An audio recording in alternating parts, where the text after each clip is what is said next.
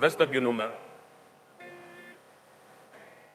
राम लिखते ही, पढ़ते ही, सुनते ही, देखते ही या दिखते ही मन में जो पहला विचार आता है उसे बांध कर रखिए। पूछू मत। 1 2 3 4 5 6 7 8 9 9 9 हाथ रख दूंगा या नाम समझ आ जाए तब। कितनी दिक्कत होगी पता है राम समझ आ जाए। भाई राम राम तो कह लोगे पर राम सा दुख भी सहना होगा। पहली चुनौती यह होगी कि मर्यादा में रहना होगा। और मर्यादा में रहना मतलब कुछ खास नहीं कर जाना है, बस त्याग को गले लगाना है और अहंकार जलाना है। अब अपने राम लला के खातिर इतना ना कर पाओगे और शबरी का जूठा खाओगे तो पुरुषोत्तम कहलाओगे। काम क्रोध के भीतर रहकर तुमको शीतल बनना होगा। बुद्ध भी जिसकी इच्छाओं में बैठे वैसा पीपल बनना होगा ये सब कुछ, और वो भी शून्य में रहकर प्यारे। तब ही तुमको पता चलेगा कि कितने अद्भुत राम हमारे।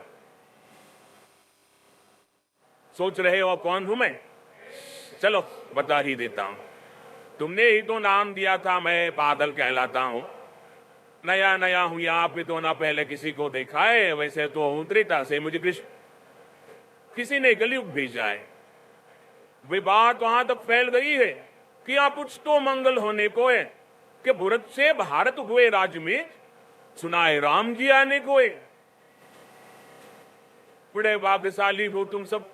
वहां पे सब यही कहते हैं कि हम तो राम राज्य में रहते थे पर इन सब में राम रहते हैं। यानी तुम सब में राम कहां छुपाए? मतलब वो तुम में आते हैं रहे में। सच है या फिर गलत खबर? पर सच्ची है तो क्या कहने।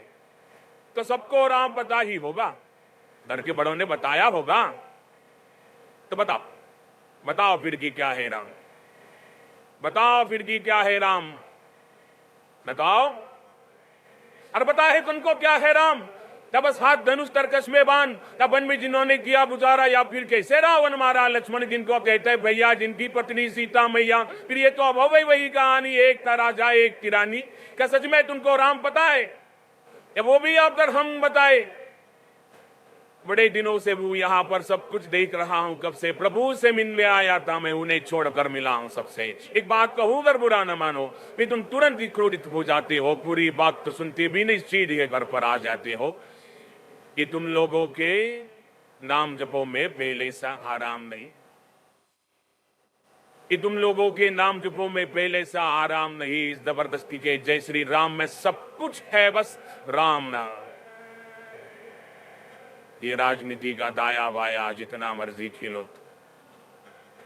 दाया बाया, अरे दाया बाया ये तुम्हारी वर्तमान प्रादेशिक भाषा में क्या कहते हो उसे? हाँ वो लेफ्ट एंड राइट। ये राजनीति का दाया बाया जितना मर्जी खेलो तुम चेतावनी को, लेकिन मेरी अपने जहन में डालो तुम। निजी स्वार्थ के खातिर अगर कोई राम नाम को बाता हो तो खबरदार अगर जरूरत की, पर मेरे राम को बाता तो बारस भू का कवि हूं मैं, तभी निडर हो कहता हूं राम है मेरी हर रचना में। मैं बजरंग में रहता हूं। भारत तीनी है कविताएं और सत्य हमारी बातों में, तभी कलम हमारी तीखी और साहित्य हमारे हाथों में। तो सोच समझ कर राम कहो तुम। ये बस आतिश का नारा नहीं, जब तक राम हृदय में नहीं तुमने राम पुकारा नहीं। राम कृष्ण की प्रतिभा पर पहले भी खड़े सवाल हुए। ये लंका और कुरुक्षेत्र क्यों ही नहीं थे लाल हुए। प्रसन्न हंसना भी है और पल पल रोना भी है राम। सब कुछ पाना भी है और सब पाकर खोना भी है राम। ब्रह्मा जी के कुल से होकर जो जंगल में सोए हो, जो अपनी जीत का हर्ष छोड़ रावण की मौत करोए हो। शिव जी जिनकी सेवा खातिर मारुत रूप में आ जाए, शेष नागपुट लक्ष्मण बनकर जिनके रक्षक हो जाए। और तुम लोग अपरोध अहंकार छल कपट सीने से लगाकर सो जाओगे तो कैसे भक्त बनोगे उनके, कैसे राम समझ पाओगे? अघोर क्या है पता नहीं और शिव जी का वरदान चाहिए। ब्रह्मचर्य का इल्म ही भक्त सुर फरमान चाहिए। भगवा क्या है क्या ही पता, लहराना सबको होता है पर भगवा क्या है वो जाने जो भगवा और किस होता है। राम से मिलना, राम से मिलना, राम से मिलना है ना तुमको, निश्चित मंदिर जाना होगा पर उससे पहले भीतर जा सन अपने राम को लाना होगा। जय सिया राम।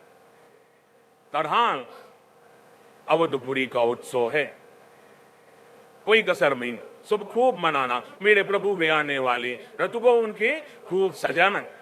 वो द्वापर में कोई रात है, मुझे उनको लेने जाना है, चलिए तो फिर मिलते हैं। हमें भी अयोध्या में आए। जय सिया राम। फिर से